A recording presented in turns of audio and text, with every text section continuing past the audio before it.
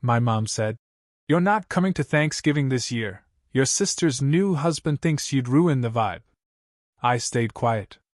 The next morning, when he showed up at my office and saw me, he lost it, because my Tuesday evening ritual, dissecting quarterly reports for our Boston office, was sharply interrupted by the insistent buzz of my phone. It was Mom. Her voice, I noticed instantly, held that particular strain I'd learned to recognize over 33 years, a subtle tremor that always prefaced an emotional minefield, a tone that promised news she knew would wound but deemed necessary.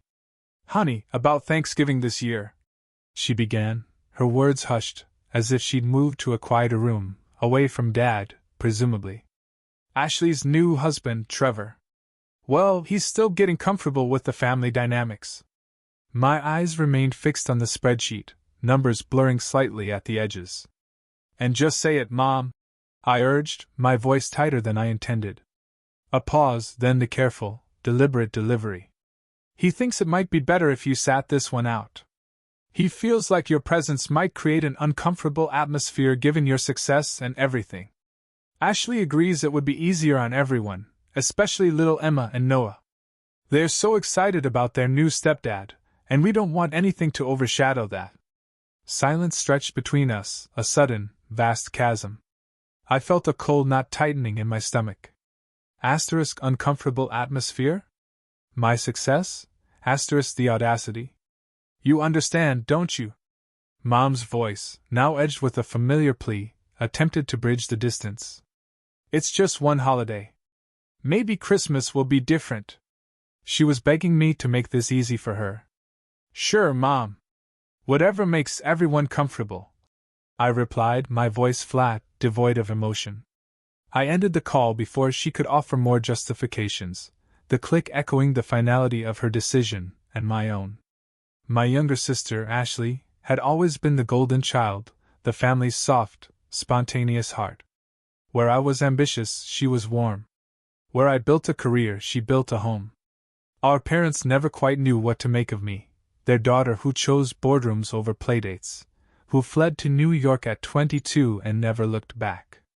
Ashley, meanwhile, married her high school sweetheart, divorced him, and then spent years dating a revolving door of men who, in Dad's words, were works in progress.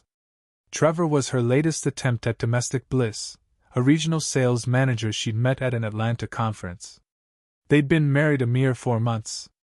What none of them knew, what I deliberately kept shielded from family conversations and Facebook updates, was the precise nature of my work. To them, I had some corporate job in New York. Mom, bless her heart, told her friends I worked in business development, which was technically accurate in the same way saying someone works with animals could describe both a zookeeper and a veterinary surgeon. I was the chief operating officer of Hartman Industries, one of the largest pharmaceutical distribution companies on the East Coast. My signature graced contracts worth hundreds of millions. My decisions influenced supply chains across 17 states. And for the past 6 months, I'd been spearheading the acquisition of smaller regional distributors, consolidating our market position. Trevor worked for Med Supply Solutions, a mid-sized distributor based in Pennsylvania. I knew this because I'd reviewed the preliminary acquisition documents 3 weeks prior. His name, Trevor Morrison, had appeared on their organizational chart, Regional Sales Manager, Northeast Territory. Within the next 2 days, his company would receive our official acquisition offer. In 6 weeks, if all went according to plan, Trevor would be working for me. But I hadn't connected the dots until Mom's phone call.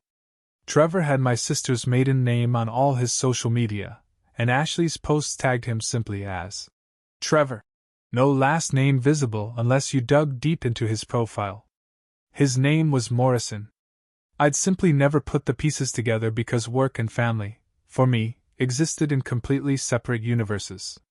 The irony, I thought, was exquisite. The man who feared my success, the man who believed my mere presence would ruin the vibe of Thanksgiving dinner, was about to have his entire career placed firmly in my hands. That evening, fueled by a potent blend of indignation and professional curiosity, I reviewed everything we had on Med Supply Solutions. Trevor Morrison had been with the company for 6 years, climbing from sales associate. His performance reviews were adequate, nothing spectacular, nothing concerning. He managed a team of 8, hitting targets 3 out of the last 4 quarters. He was, in every measurable way, perfectly average. The acquisition meeting was scheduled for Thursday morning at our Manhattan office. Linda Brennan, MedSupply's CEO, would be attending, along with their CFO and several department heads. Standard procedure dictated that regional managers wouldn't typically be present for initial acquisition discussions, but Linda had specifically requested her key sales leaders attend to answer operational questions. Trevor would be there. In my conference room. Sitting across from me. I called my executive assistant at 7 a.m. the next morning. Jessica, for tomorrow's MedSupply meeting, I want name cards at each seat. Make them prominent. And send me the complete attendance list by noon. Of course, she replied, her voice professionally curious. Any particular reason for the placards? We don't usually. I want everyone to know exactly who they're dealing with. I finished, a smile I couldn't quite suppress playing on my lips. Thursday morning arrived with the kind of crisp November weather that makes New York feel alive. I dressed carefully, a navy suit from a Milan boutique, heels adding 3 inches to my 5 feet 9 inches frame, and the Cartier watch Dad had given me when I made VP 5 years ago.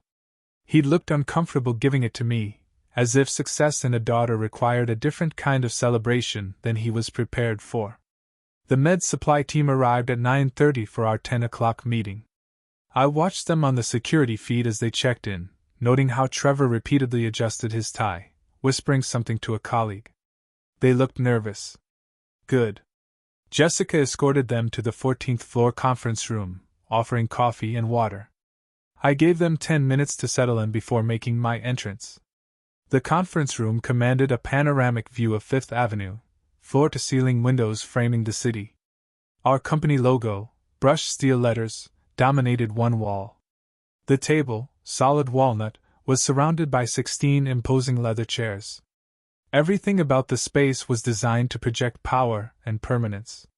I entered with my acquisitions team, Richard Foster, our CFO, Margaret Chen, head of operations, and David Park, chief legal counsel. We moved as a unit, carrying tablets and folders, projecting the absolute confidence of people who held every advantage. Trevor saw me immediately. I watched his face cycle through confusion, recognition, and then a dawning, complete, and utterly obvious horror.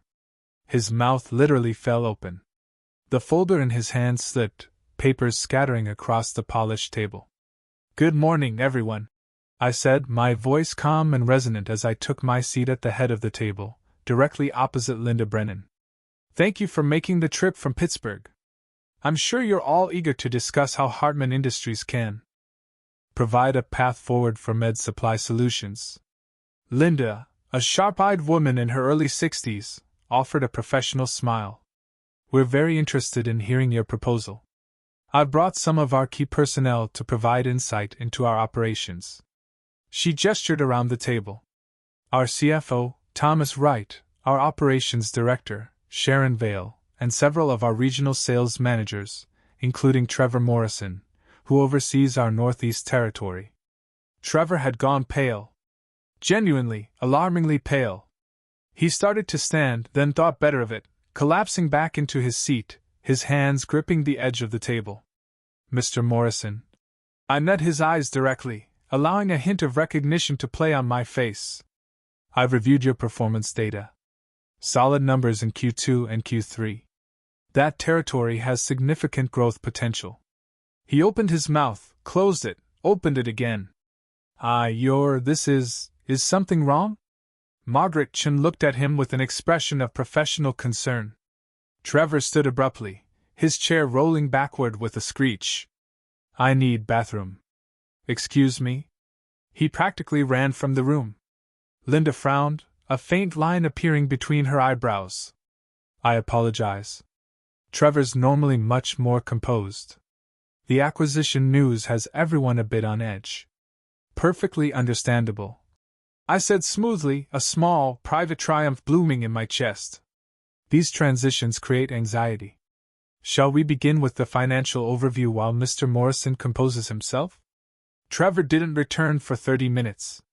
When he finally slipped back into the room, he'd sweated through his shirt collar and looked as though he might vomit. He avoided my gaze completely, staring at the table in front of him as if it held the secrets of the universe. The meeting proceeded exactly as planned. We outlined our offer, generous in some ways, ruthlessly specific in others. Hartman Industries would acquire 100% of Med Supply Solutions assets. Current leadership would remain in place during a 6-month transition period. After that, organizational restructuring would be evaluated on a case-by-case basis. I made sure to emphasize that last point while looking directly at Trevor. We value talent and proven performance, I said, my voice even but firm. Those who demonstrate value to the new organization will find opportunities for growth. Those who don't meet our standards will obviously need to pursue other options. Trevor actually whimpered. The sound was quiet, almost imperceptible, but in the hushed conference room, several people heard it. A few heads turned in his direction. When the meeting concluded, Linda approached me with a firm handshake. This is excellent work. I think we can move forward productively. May I ask? Trevor seemed to have some kind of reaction to you. Do you two have history? You could say that. I smiled, a cool, polite smile that gave nothing away. He's married to my sister. Linda's eyebrows shot up. Your sister? And he didn't know you were. We keep family and business separate, I replied, handing her my card. Or at least I do. Have your legal team review our proposal. We can schedule a follow-up for next week. As the Med Supply team filed out, Trevor lingered near the door. He looked like a man heading to his own execution. Ms. Hartwell? His voice cracked slightly. Could I speak with you privately? I checked my watch. I have 15 minutes before my next meeting. The room cleared. Trevor closed the door and turned to face me, struggling to find words. You're Ashley's sister. Her older sister who works in business development in New York. He said it like an accusation. That's what I tell the family. I confirmed, remaining standing, keeping the power dynamic clear. They're not interested in the details of corporate operations. You're going to fire me. His voice was flat, resigned. That depends entirely on your performance and value to the organization post-acquisition. Ashley said you were successful, but she didn't. Jesus Christ, you're the COO of Hartman Industries. He ran his hands through his hair. And I told her you'd ruin Thanksgiving. I said you were too caught up in your own success to care about family. Is there a question in there somewhere, Mr. Morrison? He flinched at the formality. Are you doing this because of what I said? About Thanksgiving? I let the silence stretch for a long moment, allowing him to squirm. I didn't know you worked for Med Supply until after my mother's phone call, I said finally. The acquisition has been in progress for months. Your employment situation has nothing to do with family politics and everything to do with whether you're an asset worth keeping. But you could fire me now. You could make sure I'm cut in the restructuring. I could. I picked up my tablet. The question is whether you've given me a reason to. Trevor's face cycled through several expressions: fear, anger, calculation. What do you want? I want you to do your job competently. I want you to prove your worth the salary Med Supply pays you. And I want you to understand that your position in my family gives you exactly zero leverage in this building. I smiled then, a cold, unyielding smile. And Thanksgiving? That's a family matter. I suggest you discuss it with your wife. He left looking shell-shocked. I had another meeting in 20 minutes, so I pushed the entire interaction into a mental compartment labeled handled and moved on with my day. Ashley called that evening while I was at the gym. I let it go to voicemail, then listened to the message while cooling down on the treadmill. Nat, it's me. Trevor just got home and he's freaking out about something at work. He says you're his new boss. That can't be right. Call me back, please. This is really confusing. I finished my workout, showered, ordered Thai food, and called her back at 8:30. Explain to me what's happening. Ashley's voice had that edge of panic she got when life stopped following her script. Trevor says you're some big executive at the company buying his company. Is that true? Yes. Just yes. Nat, what the hell? You never said you were. We thought you did like marketing or something. I'm Chief Operating Officer of Hartman Industries. We're acquiring Med Supply Solutions. Trevor attended the initial meeting this morning. I stated, keeping my voice neutral, factual. Oh my God! Oh my God, Nat! Is he going to lose his job? We have a mortgage. Emma needs braces. Noah's in that special reading program that costs. His job status depends on his performance, just like everyone else in the organization. Performance? He's great at his job. He's been promoted twice. Then he has nothing to worry about. I paused, then delivered the jab. How was Mom's call to you?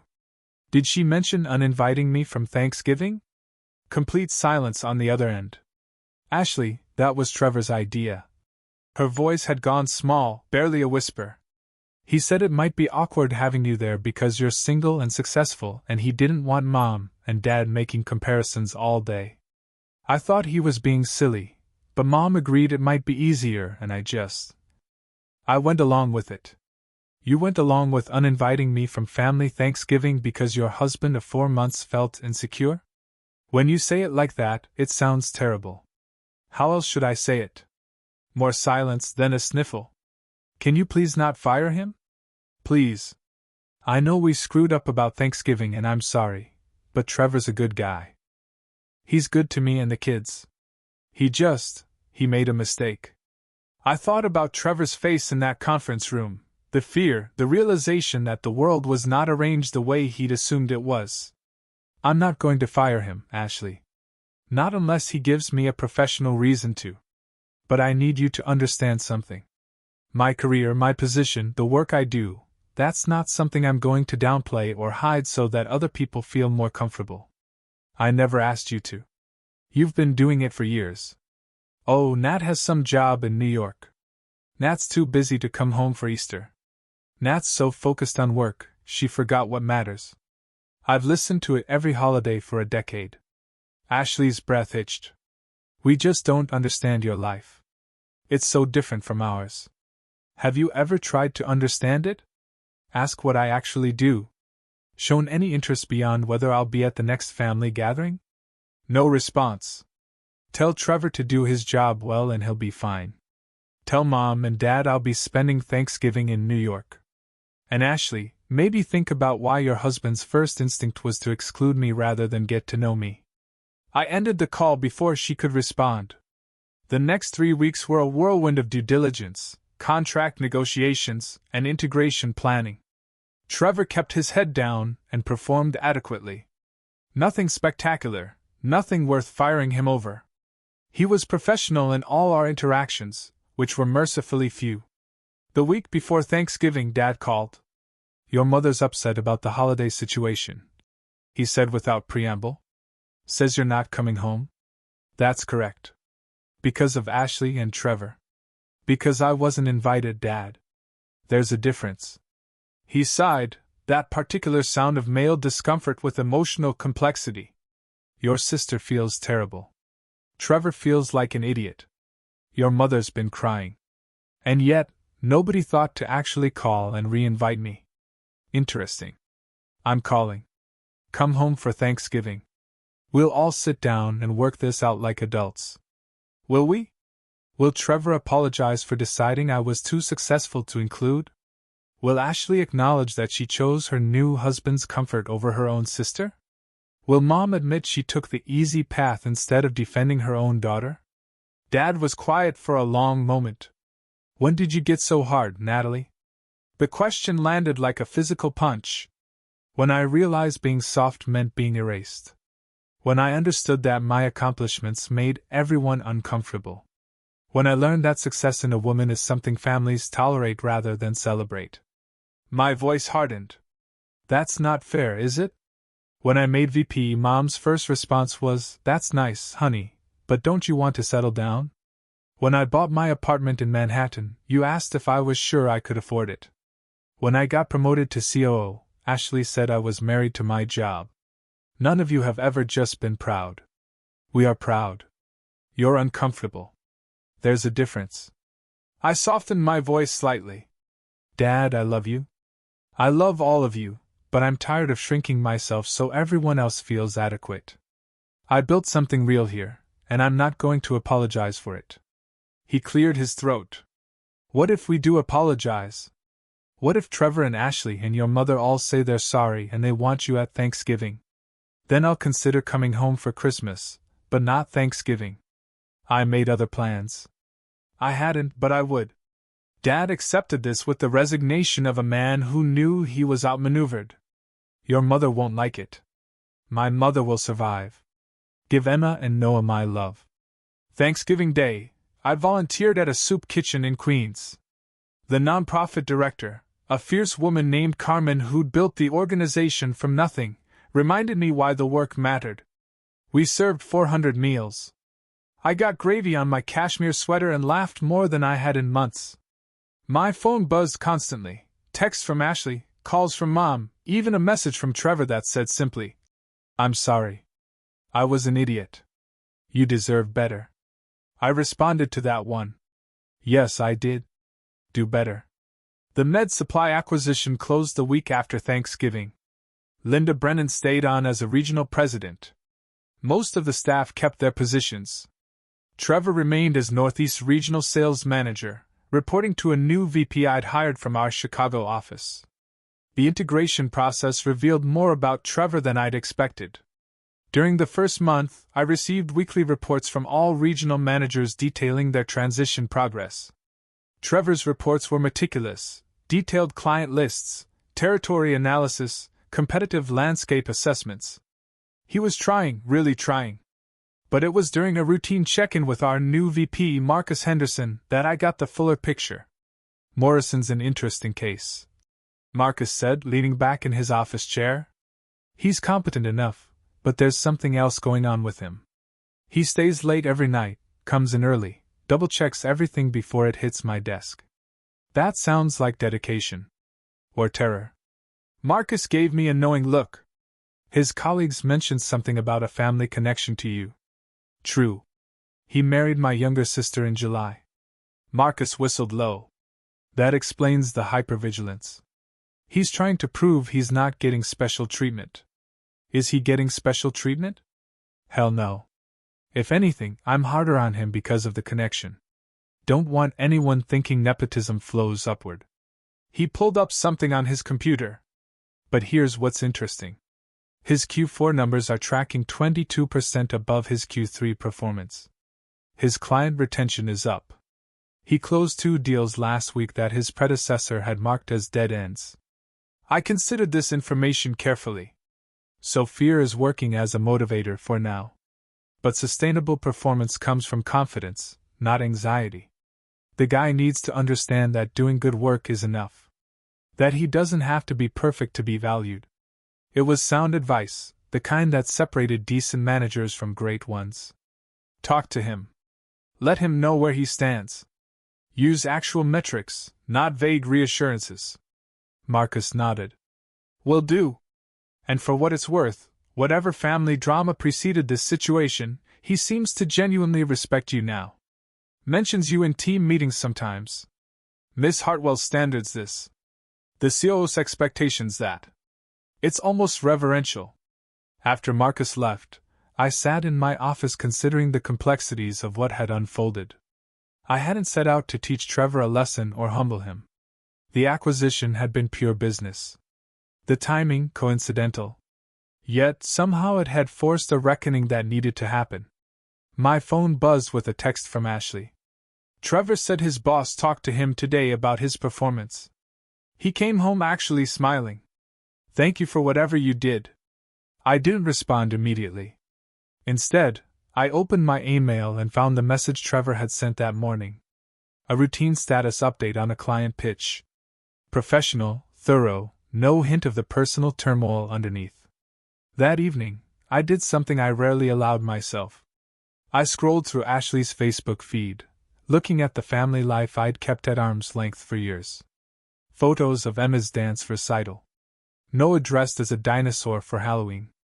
Ashley and Trevor at some charity event, both smiling, his arm around her waist. There was a post from 3 weeks ago, right after the acquisition announcement went public. Ashley had shared a news article about the Hartman Med Supply merger with the caption, "So proud of my brilliant sister. She's changing the industry." The comment section was filled with responses from relatives and family friends. "And Paula, your sister is absolutely remarkable." Dad's brother, Uncle Keith, "That's our Natalie." Even Mom had commented, "She's always been extraordinary. We're blessed to have her." It was strange seeing my professional accomplishments filtered through the lens of family pride. For so long, those worlds had remained separate.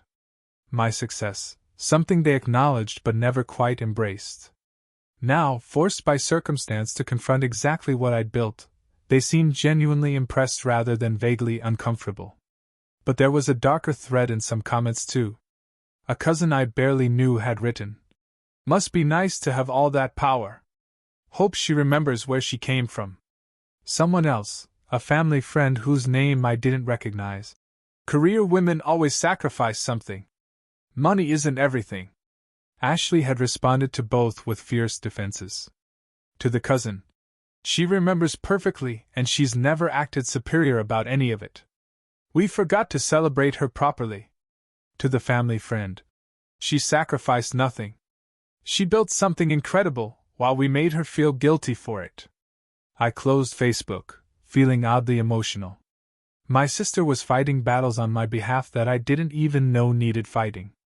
At the post-closing dinner 2 days later, Linda Brennan pulled me aside during the cocktail hour. The restaurant was one of those Manhattan establishments that catered to corporate celebrations, muted lighting, impeccable service, prices that made people whisper. "Trevor's wife called me last week," Linda said, swirling her martini. "Ashley, right? She wanted to know if her husband's job was secure." "What did you tell her?" "That he's competent at what he does, and competent people keep their jobs." Then I told her she'd raised an interesting question. Was he being evaluated on his merits or his family connections? Linda's expression sharpened. She didn't like that much.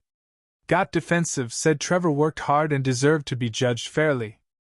How did you respond? Told her that's exactly what was happening. Fair evaluation. No favoritism in either direction. She paused, studying my face. She also asked me something else. Wanted to know if you were the vindictive type. The question hung in the air between us. Around us, executives mingled and laughed, celebrating a successful deal. The ambient noise of success. What did you tell her? That in my 15 years of working with you across 3 different companies, I've never seen you make a decision based on personal feelings. You're ruthless about results but fair about people. Linda took a sip of her drink. Then I asked her why she was worried, why she thought her sister might be vindictive. And she got quiet. Then she said something interesting. She said we hurt her. I hurt her. And she had every right to hurt Trevor back, but she didn't. Linda's voice softened. Started crying right there on the phone. I felt something twist in my chest. She called you crying? Full breakdown. Apologizing to me, a stranger, for how her family treated you. Said she'd spent years being jealous of your success instead of proud. That she'd let her husband uninvite you from Thanksgiving because it was easier than confronting her own insecurity. Linda's gaze was direct. I told her that relationships worth having are relationships worth repairing. That you'd given Trevor a chance to prove himself rather than destroying him. That speaks to character. He's doing well then. He's doing very well. But Natalie, and I'm speaking as your friend now, not as a colleague. How are you doing? This can't have been easy.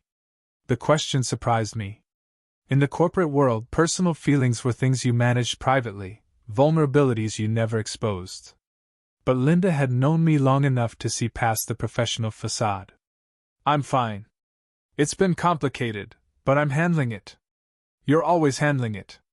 That's not the same as processing it. She set down her glass. For what it's worth, I think you played this perfectly.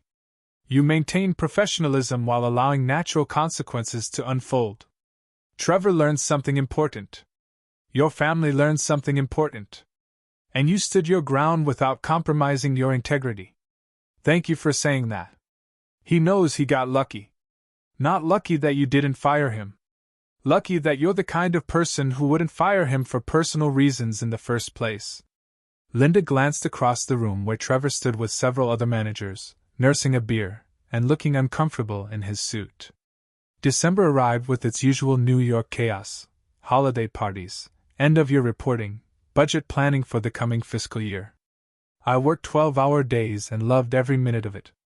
The office threw its annual holiday party at a venue in Tribeca, open bar, catered food, a DJ playing tasteful background music that nobody really listened to. I made my obligatory rounds, chatting with department heads and thanking team members for their contributions to a successful year. Trevor attended with several other regional managers who'd made the trip to New York. I watched him from across the room, noting how he seemed to relax as the evening progressed. He laughed at someone's joke. He didn't look toward me every 5 seconds like he had during the first few weeks post-acquisition. Marcus Henderson approached me near the end of the party.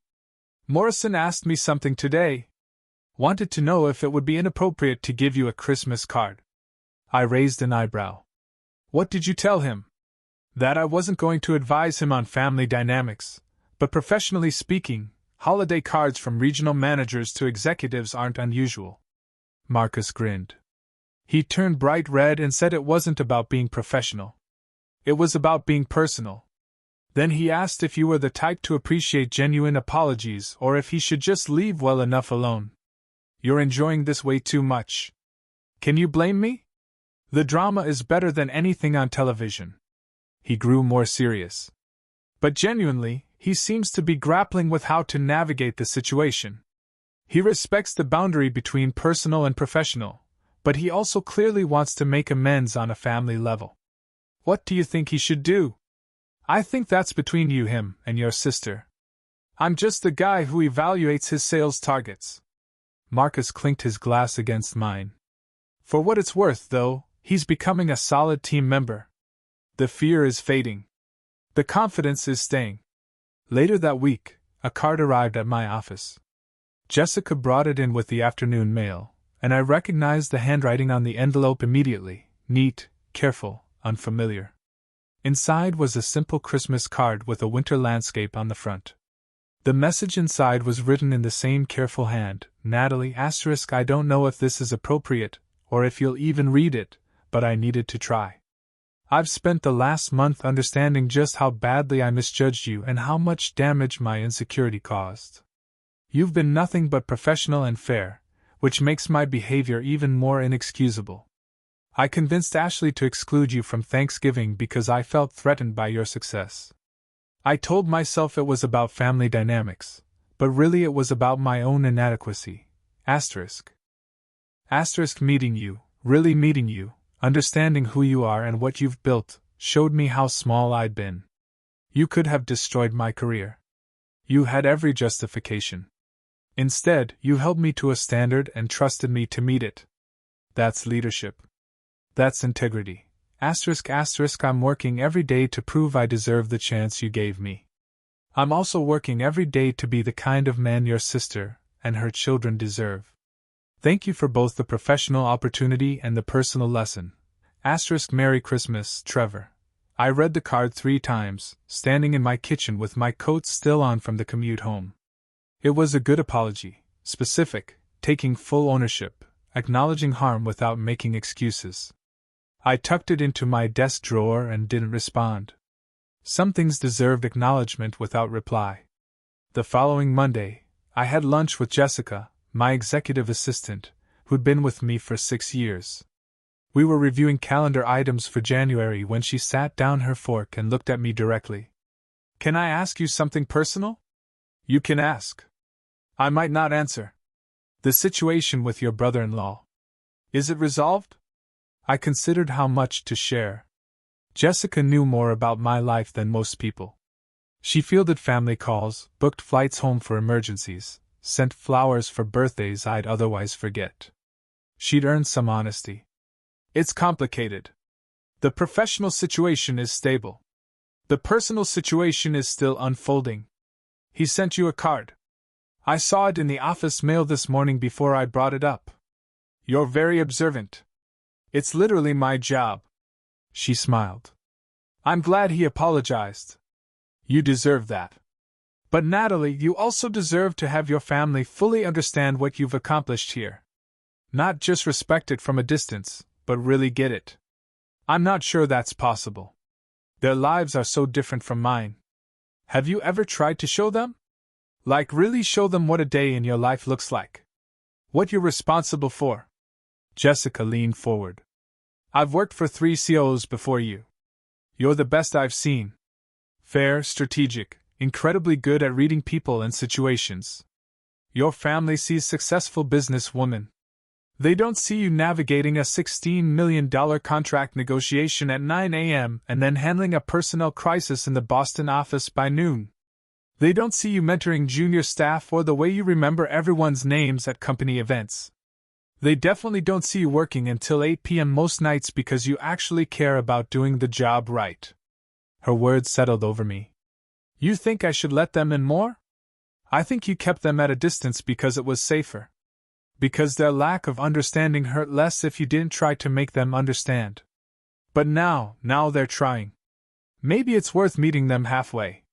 2 weeks before Christmas, Ashley called. I need to say something and I need you to let me finish before you respond. Her voice was steady, determined. I've been a terrible sister. Not just about Thanksgiving, but for years. I've been jealous of your success and instead of being happy for you, I've minimized it. I've let other people minimize it. I've acted like your career was less important than my family when the truth is you built something incredible and I've never acknowledged it. I sat down on my couch, phone pressed to my ear, saying nothing. Trevor told me what you said to him about proving his value and doing his job. He said you could have destroyed his career and instead you held him to a standard. He said that's what real leaders do. She paused. He's been different since the acquisition. More focused, more humble. He comes home and talks about work stuff he's learning. It's like meeting you forced him to grow up. Ashley, I'm not done. Mom and Dad and I have been talking, really talking, about how we've treated you, about how we've never really celebrated who you are and what you've accomplished, and we want to change that. We want to do better. My throat tightened. That's a nice sentiment. It's more than sentiment. Dad Googled you. Like really Googled you. He found that article in Forbes about women in pharmaceutical leadership. He printed it out and put it on the refrigerator. Mom's been telling everyone at church that her daughter is a COO. She actually understands what that means now. Despite myself, I smiled. How's Emma? Missing her aunt. She made you a Christmas card. It's got glitter everywhere. Fair warning. Ashley's voice went soft. Will you come home for Christmas? Please, we want to try again. We want to do it right this time. I looked around my apartment. Expensive, beautiful, empty. Success had a price, and loneliness was part of the bill. I'll come for Christmas Eve dinner and Christmas morning. Then I'm driving back because I have a meeting on the 26th. Really? You'll come? Her voice was full of disbelief and hope. Really? But Ashley, if anyone, Trevor, Mom, anyone, makes one comment about me being too busy or too focused on work or needing to find a man and settle down, I'm leaving. I mean it. Deal? Deal. Thank you, Nat. And one more thing. Anything. Next Thanksgiving, I'm hosting in New York. Anyone who wants to join me can come to the city. I'll order from that restaurant Mom loves. The one she always talks about from her trip here 10 years ago. Ashley laughed, a genuine, joyful sound. She'll love that. Fair warning though, Trevor's going to be super weird around you. He's terrified and impressed in equal measure. Good. He should be both. Christmas Eve at my parents' house in suburban Pennsylvania had a different feeling than any holiday I could remember. Dad hugged me at the door and held on longer than usual. Mom cried happy tears this time and immediately pulled out the Forbes article she'd printed and framed about women executives in the pharmaceutical industry from earlier in the year, showing it to me as if I hadn't read it myself. Emma and Noah attacked me with hugs and sticky fingers. Trevor shook my hand formally and said, "Thank you for coming, Natalie. And thank you for giving me the chance to prove myself." "Keep proving it," I said, but I smiled when I said it. Dinner was chaotic in the way family dinners should be, overlapping conversations, too much food, Dad's terrible jokes, Mom fussing over everyone. But something fundamental had shifted. When Mom asked about work, she actually listened to my answer. When Dad talked to his brother on the phone, I heard him say, "My daughter's a COO," with genuine pride. Ashley pulled me aside while we were cleaning up. "I got you something. It's not much, but—" She handed me a small box wrapped in silver paper. Inside was a keychain, simple silver with an engraving, "World's best sister, even when we forget it." I hugged her then, really hugged her, and felt some of the old closeness return. Later that night, after Emma and Noah were in bed and the adults were having coffee in the living room, Trevor cleared his throat. "I owe everyone an apology, but especially Natalie." He looked directly at me.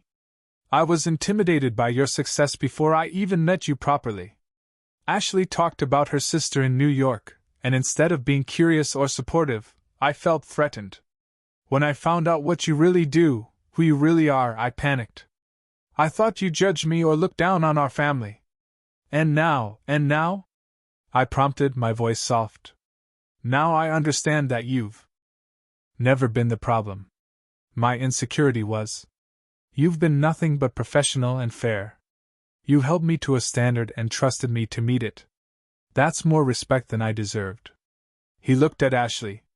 "And I'm sorry I asked you to exclude your sister from our family. That was wrong." Mom was crying again. Dad looked uncomfortable but nodded approvingly. Ashley squeezed Trevor's hand. "Thank you for saying that," I said.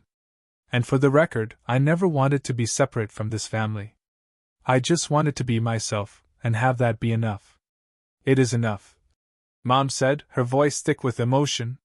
"It's more than enough, sweetheart. We're so sorry it took us this long to show you that." We stayed up talking until midnight, and it felt like something had healed. The conversations flowed naturally, about work, about family, about everything. Nobody diminished my career or suggested I was missing out by not having kids. Nobody made jokes about me being married to my job. Christmas morning was pure chaos with Emma and Noah tearing through presents. Dad gave me a leather portfolio with Natalie Hartwell, COO, embossed on the front. Mom gave me a photo album filled with family pictures spanning 3 decades with a note on the first page. "So you remember where you come from, and so we remember to celebrate where you've gone." I drove back to New York on Christmas afternoon with a full heart and a back seat full of leftovers Mom had insisted I take. The city welcomed me back with its usual indifference: traffic, noise, energy. My apartment was quiet but no longer lonely. Work resumed after the holidays with the intensity I'd always thrived on. Trevor sent me a quarterly report in mid-January that showed a 15% increase in his territory's numbers. The note attached said simply, "Thank you for the opportunity to prove myself." I forwarded it to Linda with a message. "This is what good management looks like." Ashley and I started talking every week. Real conversations about our lives, our challenges, our hopes. She asked questions about my work that showed genuine interest. I asked about Emma's school play and Noah's soccer games. We were rebuilding something better than what we had before. In March, I was featured in a Wall Street Journal piece about women in leadership. Dad called the day it published. "I'm framing this one too," he said. "And Nat, I'm sorry I ever asked when you got so hard. You're not hard. You're strong. There's a difference, and I should have known it. Thanks, Dad. Your mother wants to plan a party. She's calling it a celebration of Natalie's achievements. Fair warning, she's inviting everyone. The whole family, neighbors, probably the mailman." I laughed. "Tell her to send me the details." The party happened in April at a restaurant in Philadelphia that Mom had researched for weeks. Extended family came, aunts, uncles, cousins I hadn't seen in years. Mom had created a slideshow of my career milestones. Dad gave a speech that made me cry. Ashley stood up toward the end of the evening. I want to say something about my sister. She looked at me across the crowded room. Growing up, I never understood why she was so driven, why she studied while I played, why she worked while I socialized. I thought she was missing out on life. But Nat wasn't missing out. She was building something. She was becoming someone. And instead of celebrating that, our family spent years making her feel like she had to choose between success and belonging. We were wrong. She deserves both. She's always deserved both. The room applauded. Trevor raised his glass. Mom wiped tears from her face. I stood and raised my own glass. To family, the one we're born into and the one we choose to build. And to second chances. The next morning, I drove back to New York with a full heart and a clear understanding. I'd never needed their approval to be successful, but having their genuine support and pride made the success sweeter. I'd proven I could stand alone, which meant I no longer had to. Trevor continued to excel in his role. He and Ashley bought a bigger house in June. Emma got her braces. Noah made the advanced reading group. And the following Thanksgiving, just as I promised, everyone came to New York. I rented out Mom's favorite restaurant for the whole family. We ate too much, laughed until we cried, and built new memories that had room for everyone I'd become. Because in the end, that's what mattered. Not the revenge, not the moment of revelation, but what came after. The rebuilding, the growth, the family that learned to celebrate every version of themselves, including the daughter who dared to be extraordinary. Trevor still calls me Miss Hartwell at functions, which makes Ashley roll her eyes every time. But he does it with respect now, not fear, and sometimes that makes all the difference. I still work 12-hour days. I still love my career with a passion that some people don't understand. But now when I go home for holidays, I'm not shrinking myself to fit through the door. I'm walking in as exactly who I am, the COO, the sister, the aunt, the daughter. All of it. Without apology. And nobody asks me to ruin the vibe anymore.